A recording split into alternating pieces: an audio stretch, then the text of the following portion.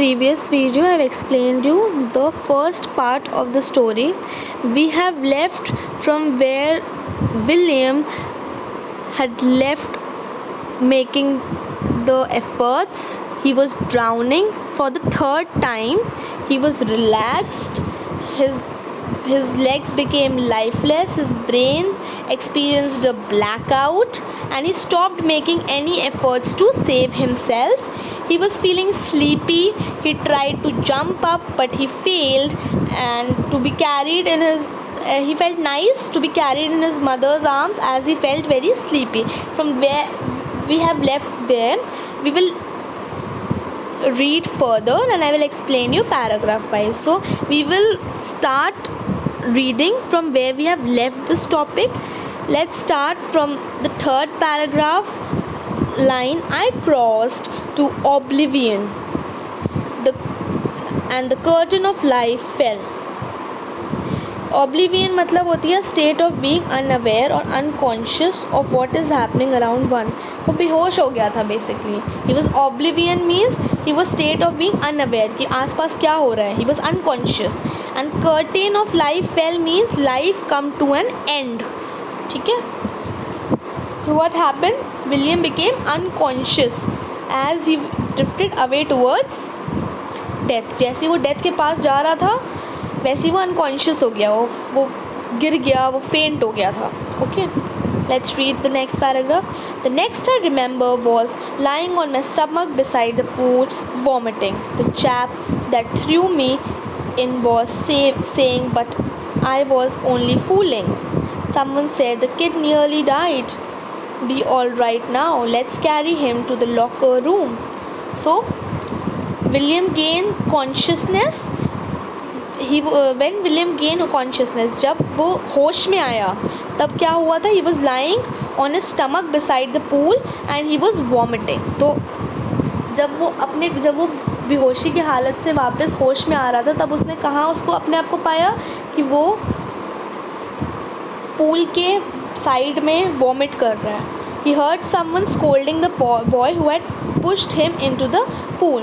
तो उसने ऐसा सुनाई दे रहा था उसको कि जो उस लड़के को डांट रहा है जिसने उसको पुश किया था पूल के अंदर. The boy said that William had almost died and the boy replied that he was fooling with him.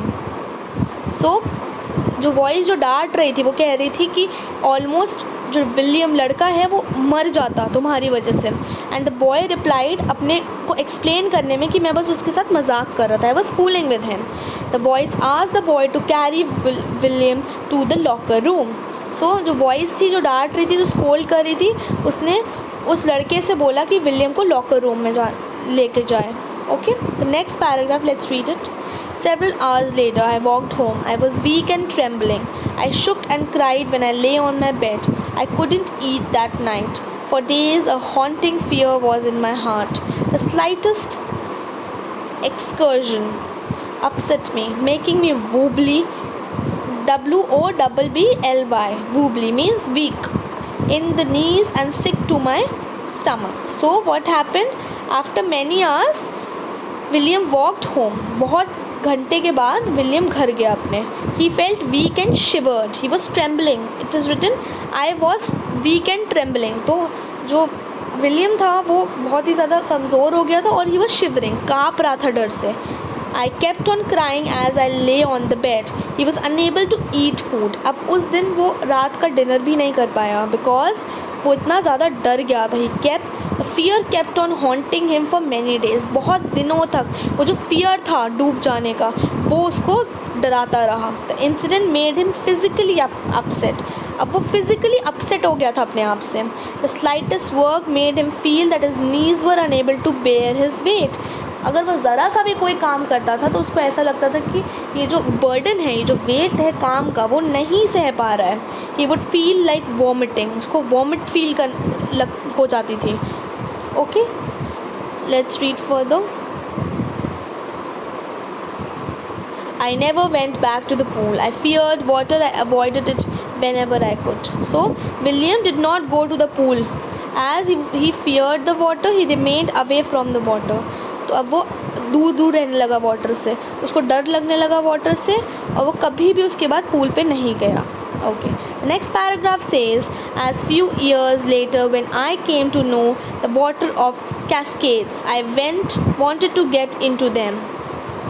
And whenever I did, cascades is the waterfall, name of the waterfall. I went to get into them, and whenever I did, whether I was boarding the Titan of Bumping River or bathing in warm lake of the Goat Rocks. These are the names of the rivers. The terror that had seized me in the pool would come back. Seize means stopped him. Okay, it would take possession of me completely. My legs have become paralyzed. Paralyzed means couldn't able to move. Icy horror would grab my heart. So this means that after some years, William came to know of a waterfall and he wanted to go in it. So William को एक waterfall के बारे में पता चला. The name of the waterfall was Cascades. So अब वो वहाँ पे जाने के लिए जाना चाहता था वहाँ पर वो. Okay. So what happened? Whenever he went for swimming in different rivers like the Titan, Bumping River, Warm Lake of the Goat Rivers, the fear of water returned. जब भी वो किसी भी रिवर के पास जाता, जैसे कि यहाँ पे नेम्स दिए हुए हैं, Tieton river, bumping river, lake warm lake of the goat river, सब नेम है रिवर्स के. तो जहाँ अगर ऐसी कोई रिवर में जाने की कोशिश करता तो उसका जितना भी फियर था वाटर के लिए वो सब रिटर्न हो जाता, सब कुछ वापस आने लगता. I would grab him completely, disable his limbs. वो उसके अपने लिम्स को, अपने लेग्स को मूव नहीं कर पाता और अपना हार्ट जो है वो ग्रैब कर लेता. Okay, let's read the next paragraph.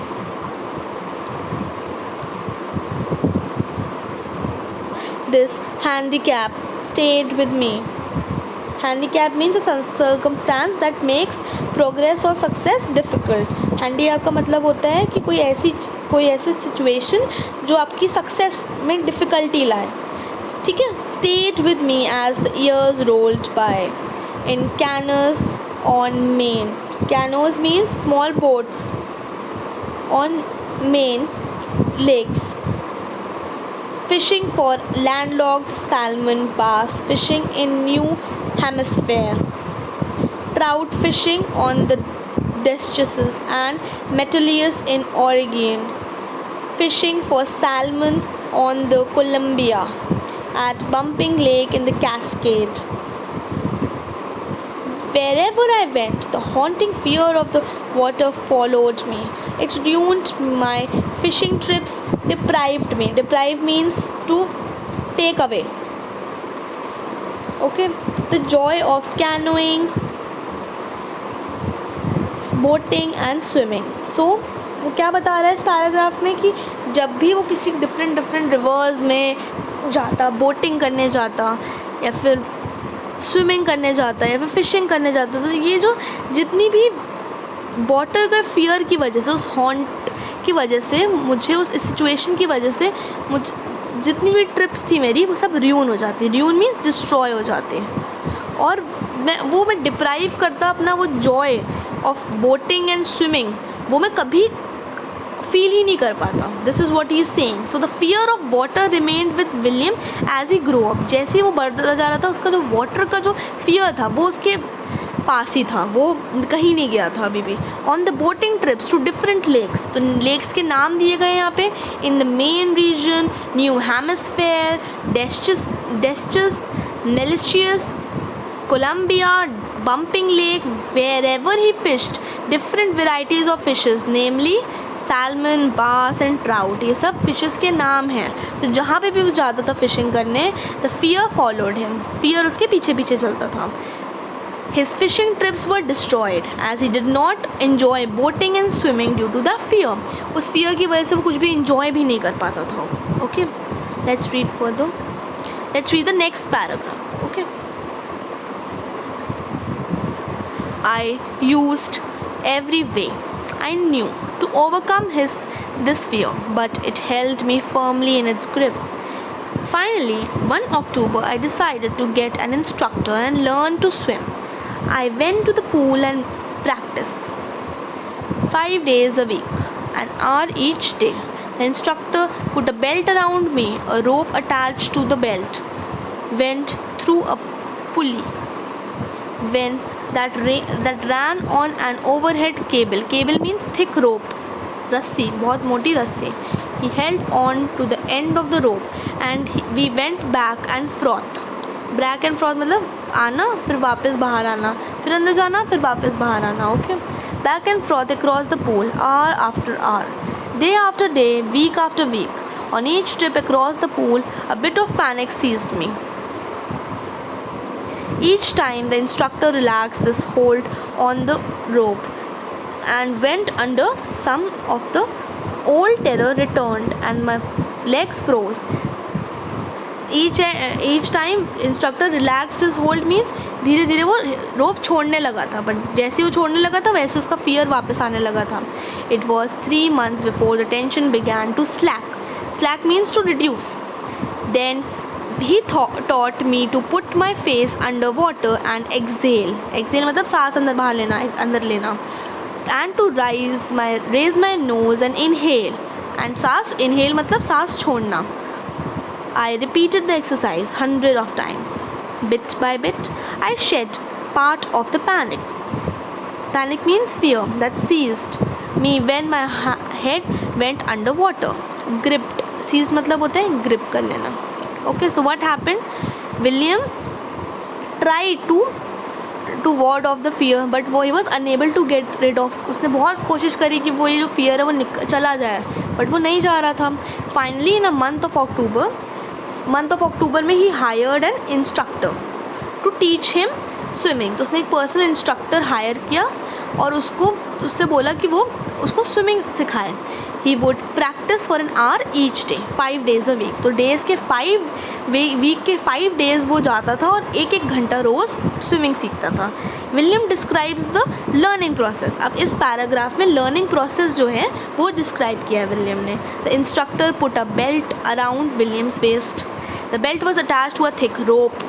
The rope was through an overhead pulley and was held by the instructor. So एक बेल्ट थी जो विलियम पहना हुआ था, उस बेल्ट से अटैच थी एक रोप, थिक रोप.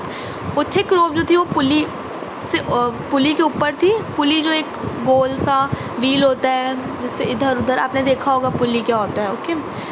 और वो जो एंड था रोप का वो इंस्ट्रक्टर पकड़ा हुआ था. It ensured that in case William drown the instructor would pull him out. तो वो किस चीज़ के लिए था वो सब कुछ?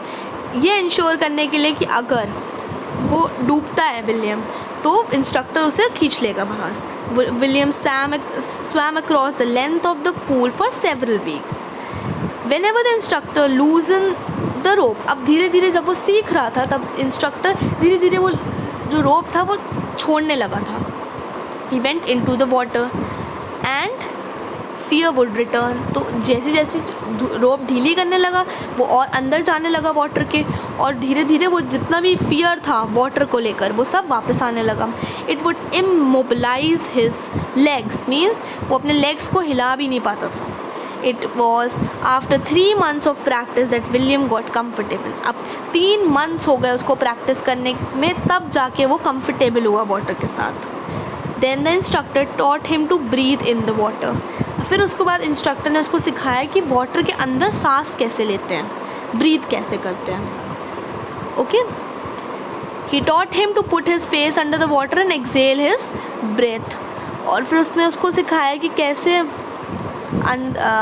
अपना फेस जो है वो वाटर के अंदर करते हैं और सांस रोकते हैं, और जैसे ही बाहर आते हैं सांस छोड़ते हैं. ठीक है. William practice several times. बहुत सारे टाइम्स उसने इस चीज़ को प्रैक्टिस करी.